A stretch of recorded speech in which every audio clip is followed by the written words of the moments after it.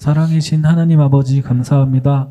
아버지의 은혜로 아버지가 지명하여 부르셔 저희가 이 자리에 모여 예배드립니다.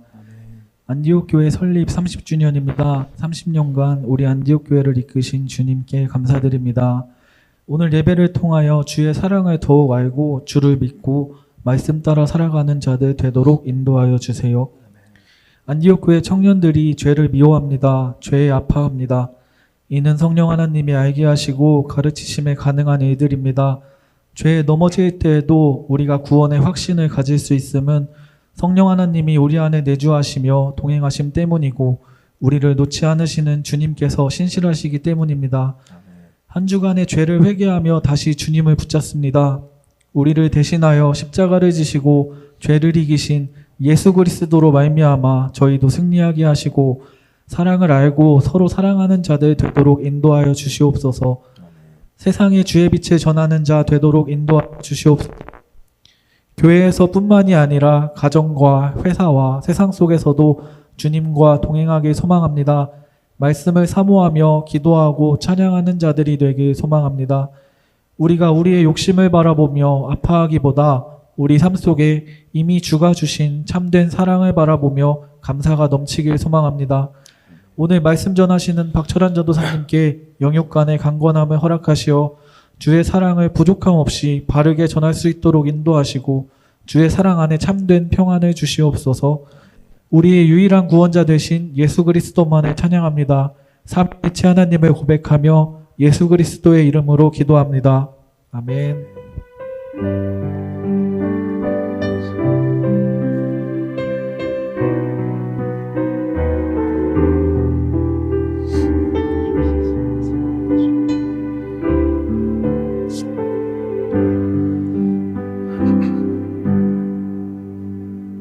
사도신경으로 우리의 신앙을 고백합시다. 전능하사 천지를 만드신 하나님 아버지를 내가 믿사오며 그 외아들 우리 주 예수 그리스도를 믿사오니 이는 성령으로 잉태하사 동정녀 마리아에게 나시고 본디오 빌라도에게 고난을 받으사 십자가에 못 박혀 죽으시고 장사한 지 사흘 만에 죽은 자 가운데서 다시 살아나시며 하늘에 오르사 전능하신 하나님 우편에 앉아 계시다가 저리로서 산자와 죽은 자를 심판하러 오시리라. 성령을 믿사오며 거룩한 공회와 성도가 서로 교통하는 것과 죄를 사하여 주시는 것과 몸이 다시 사는 것과 영원히 사는 것을 믿사옵나이다. 아멘. 2026년 2월 8일 안디옥 청년부 예배 설교를 시작합니다. 먼저 목 상태가 좋지 않아서 미안해요. 좋은 목소리로 여러분에게 하나님 말씀을 전해야 하는데 자기 관리를 좀 못했습니다. 그래서 소리가 좀 탁하더라도 양해 부탁드립니다. 오늘 설교의 제목이에요. 우리 한번 같이 읽으면서 시작할까요? 시작. 나는 죄인이고 그분은 나를 부르셨다입니다. 오늘 하나님께서 우리에게 주시는 말씀은 마태복음 9장 9에서 13절 말씀이에요. 저와 여러분이 한 절씩 번갈아 읽겠습니다. 예수께서 그곳을 떠나 지나가시다가 마테라 하는 사람이 세관에 앉아 있는 것을 보시고 이르시되 나를 따르라 하시니 일어나 따르니라.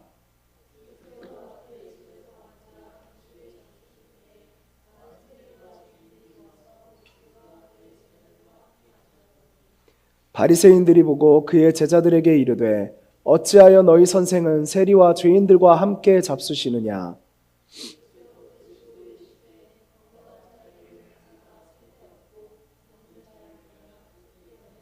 다 같이 읽겠습니다. 너희는 가서 내가 긍휼을 원하고 제사를 원하지 아니하노라 하신 뜻이 무엇인지 배우라. 나는 의인을 부르러 온 것이 아니요 죄인을 부르러 왔노라 하시니라. 아멘. 우리는 뉴스를 보며 참 많은 죄인들을 보게 되죠. 그 죄인들의 행동은 때로는 끔찍함으로, 때로는 큰 실망감으로 우리를 분노하게 합니다. 어떤 연예인이 굉장히 바른 이미지였는데 알고 보니까 무슨 탈세를 했다더라, 사람들을 어떻게 대했다더라, 이런 것에는 실망이 있을 것이고요. 또 너무나 잔인하게 사람을 해치는 사람들 보면서는 우리는 끔찍함을 느끼기도 합니다. 우리 이렇게 말하죠. 세상이 저 죄인들 때문에 무서운 곳이 되어버렸어. 저 사람 그렇게 안 봤는데 형편없는 사람이었네. 저 사람 위선자야. 요즘 뉴스를 보는 우리의 모습이 아닌가 싶어요. 우리는 죄인들을 향해 거침없이 손가락질을 합니다. 맞아요. 죄인들은 비난받아야지요. 그런데 우리가 누구에게 손가락질을 할 때 정작 우리가 어떤 사람인지를 잊어버리는지도 모릅니다. 여러분은 이 장면을 기억하십니까? 세리 마태와 예수님이 처음 만나는 장면이죠. 우리 마태복음 이 강해 설교를 시작할 때 마태라는 사람, 세리 마태에 대해서 이야기 나누었어요. 그때 이 만남에 대해서 나누었던 기억이 있습니다. 사랑하는 청년 여러분, 오늘 본문은 이 마태의 이야기를 또 다시 해보려고 해요. 예수님을 만난 마태의 간증이고 마태의 회심 이야기입니다. 그때 설교했던 마태복음 시작하며 설교했던 이 마태가 자기가 쓴 마태복음에서 예수님을 처음 만난 그 순간을 표현하는 게 오늘 본문이거든요. 그래요. 마태복음서의 이 부분은 마태의 간증이고 마태의 회심 이야기입니다. 그런데요, 우리는 본문을 보면 이상한 점을 하나 발견하게 돼요. 9절을 보면요, 예수께서 길 가시다가 마태라는 사람이 세관에 앉아 있는 것을 보시고 이르시되 나를 따르라 하시니 일어나 따르니라. 이게 끝입니다. 감정 표현도 없습니다. 그 안에 고뇌도 없습니다. 꾸미는 말도 없습니다.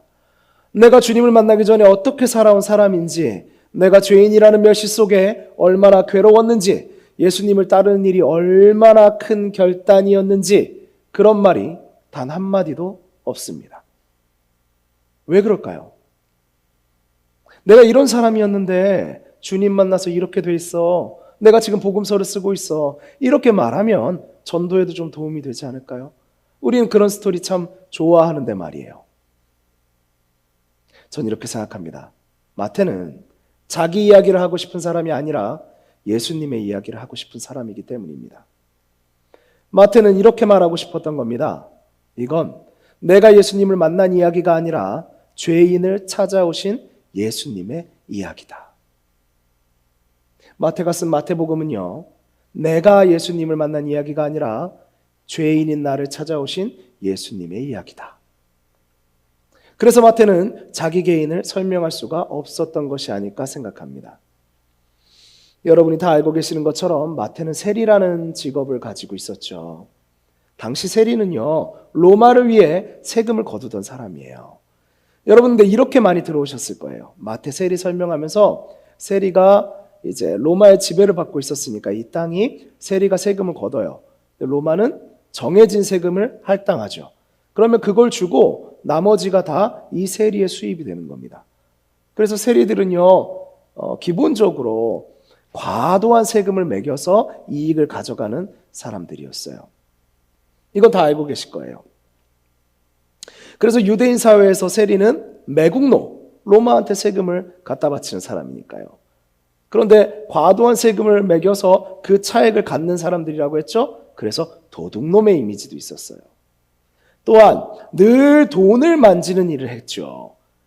돈을 계산하는 일을 했어요. 그래서 부정한 자라고도 불렸습니다.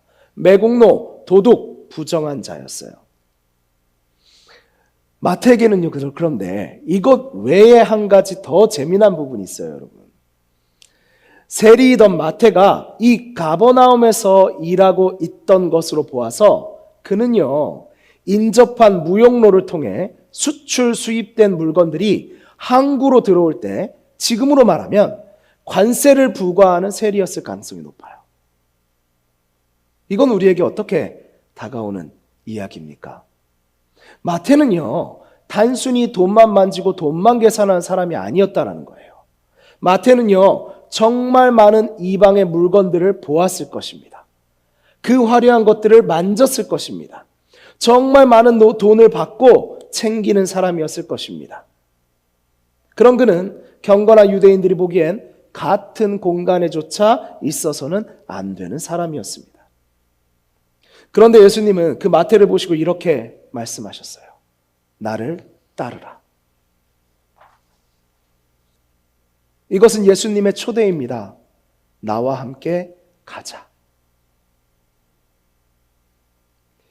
예수님은 마태에게 너 먼저 회개하고 와라 하지 않으셨습니다. 너 직업 바꾸고 와라 하지 않으셨습니다. 너 자격 갖추고 와라 하지 않으셨습니다. 너 공부하고 와라 하지 않으셨습니다. 예수님의 부르심은요, 항상 이 순서예요. 회개하고 부르심이 아니라 부르심이 회개로 이어지는 것입니다. 우리가 바뀌어서 예수님께 가는 게 아니라 예수님이 우리에게 오셔서 우리를 바꾸십니다. 이제 부르심을 받은 마태는 예수님을 자기의 집으로 초대해요. 당시의 문화는요, 부유한 사람들이나 여유가 좀 있는 사람들은요, 뛰어난 스승을 만나면 그 스승을 자기 집에 초대하여 식사를 대접하는 것이 예의였어요. 우리 그거 생각나지 않아요? 전에 설교에서 들었던 내가 누구파다 했던, 그렇죠? 서기관이 예수님을 따르려 했죠. 잘 나가는 사람일수록 내가 어떤 사람 밑에 있다, 내가 어떤 사람과 제자와 스승 관계다가 그 사람의 교양, 그 사람의 지적 수준을 가늠하는 지표로 쓰이던 때가 이때예요. 그래서 스승을 만나면 제자들이 식사를 대접하는 겁니다. 집에 함께 한다는 건 굉장히 밀접한 관계라는 것을 의미하거든요. 그래서 초대한 제자도 내가 이분의 제자라는 것을 세상에 드러내고, 초대를 받은 스승도 그것을 명예로운 일로 여기던 문화가 있었어요. 많은 사람에게 초대받고 내가 식사 대접을 받으면 나를 스승이라 생각하는 사람이 이만큼 많다는 거죠. 마태도 당연히 그런 마음으로 예수님과의 식사 자리를 마련했을 거예요. 그런데 여기서 그가 세리라는 사실이 문제가 되기 시작합니다. 이곳은 마태가 초대한 식사 자리예요. 이때 바리새인들이 있었어요. 저 뒤에 세 분이 바리새인이에요. 여러분들, 서기관과 바리새인들이 묶여서 성경에 많이 등장하죠. 여러분은 서기관과 바리새인을 구분할 줄 아시나요? 이 바리새인은 어떤 사람들이냐면요, 서기관은 전에 말씀드렸을 거예요. 서기관은요, 율법 학자에 가까워요. 지금으로 말하면 신학 교수님, 목사님, 이런 부류라고 보시면 됩니다. 말씀의 지식에 정통한 사람이죠. 이 바리새인들은 누구냐면요, 율법을 철저하게 준수하는 종교 운동을 하는 신앙인들을 말하는 거예요. 아주 열심히 신앙인들이죠. 지금 보면 전도도 열심히 하고 이거 이래야 돼 저래야 돼라고 말하는 교회에서도 목소리 크고 아주 박력 있는 분들 있죠. 그런 분들 상상하시면 될 거예요. 이분들이 여기 계셨어요. 이 사람들이요. 바리새인들이 이 장면을 보고 이렇게 말하죠. 어찌하여 너희 선생은 세리와 죄인들과 함께 잡수시느냐.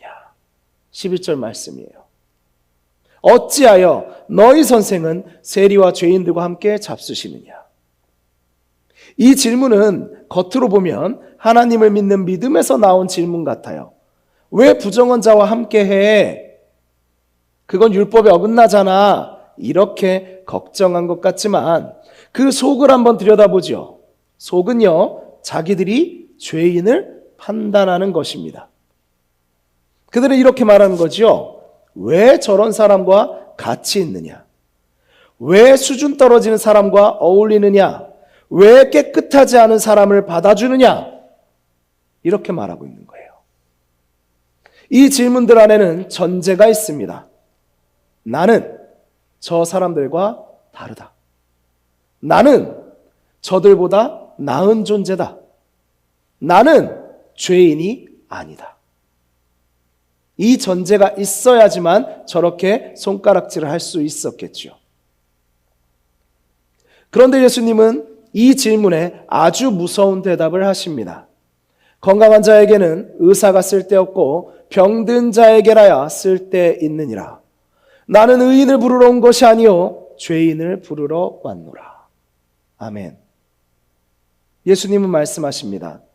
너희가 정말 의인이라면 내가 필요 없을 것이다. 그러나 성경은 말합니다. 로마서 3장 10절에서 12절 말씀입니다. 우리 한 목소리로 같이 읽겠습니다. 시작. 기록된 바 의인은 없나니 하나도 없으며 깨닫는 자도 없고 하나님을 찾는 자도 없고 다 치우쳐 함께 무익하게 되고 선을 행하는 자는 없나니 하나도 없도다. 아멘. 아멘. 의인은 없습니다. 하나도 없습니다. 우린 다 치우쳐 있습니다. 하나님께 고개를 돌린 방향으로 말이죠. 그 사이에서 얼마나 내가 어디에 섰냐, 누가 앞섰냐? 아니요. 우린 다 죄인이고 하나님께 고개를 돌린 사람들입니다. 바리새인도 죄인이고 세리도 죄인이고 마태도 죄인이고 우리도 죄인입니다. 여기서 중요한 차이는 이것입니다. 자기가 죄인인 줄을 아느냐 모르느냐입니다. 이어서 예수님은 이렇게 말씀하세요. 너희는 가서 내가 긍휼을 원하고 제사를 원하지 아니하노라 하신 뜻이 무엇인지 배우라고 말입니다. 고치는 사람은요, 그 손으로 아픈 사람의 상처를 만져야 하며 구원의 사명은 높임받는 사람들 사이에 끼어 그곳에 안주해서는 달성할 수 없는 것입니다. 이 말씀은요, 호세아서 6장 6절을 인용하신 말씀이거든요. 하나님께서 우리를 보실 때 공들인 형식보다는 자기를 낮추고 대가를 지불하는 그 긍휼히 여기는 사랑을 더 중요한 것으로 여기심을 말씀하시는 거예요. 바리새인은 어떤 사람들이라고 말씀드렸습니까? 열심히 예배드렸죠. 형식을 너무나 잘 지켰어요. 거룩하게 예배하려 했지요. 그런데 그들은 예배자라면 꼭 있어야 할 긍휼함을 잃어버린 겁니다. 그래서 예수님은 그들에게 호세아서를 말씀하신 거예요. 내가 긍휼을 원하고 제사를 원하지 아니하노라.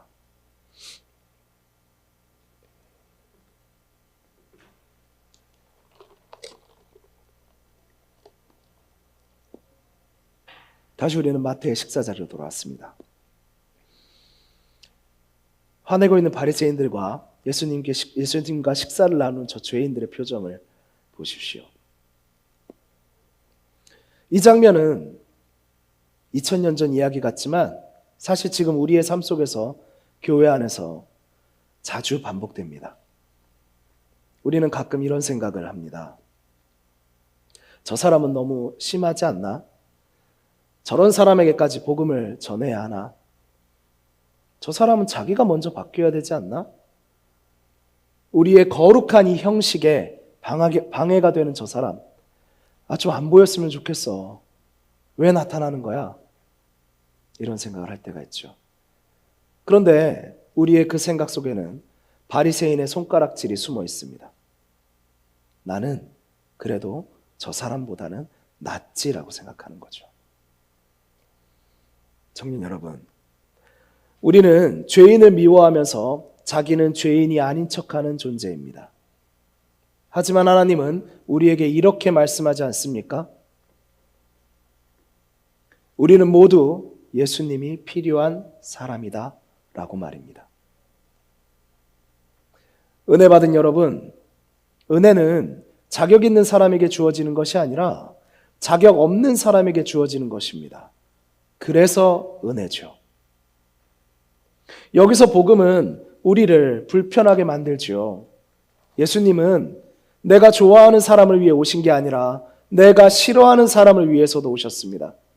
내가 용서 못하는 사람, 내가 정죄하는 사람, 내가 피하고 싶은 사람, 내가 무시하는 사람, 그 사람을 위해서도 예수님은 오셨습니다. 그리고 더 불편한 진실은 이것일지도 모릅니다. 내가 바로 그 삶과 같은 죄인이라는 거예요. 내가 평가하는, 내가 손가락질하는 그 삶과 같은 죄인이라는 거예요.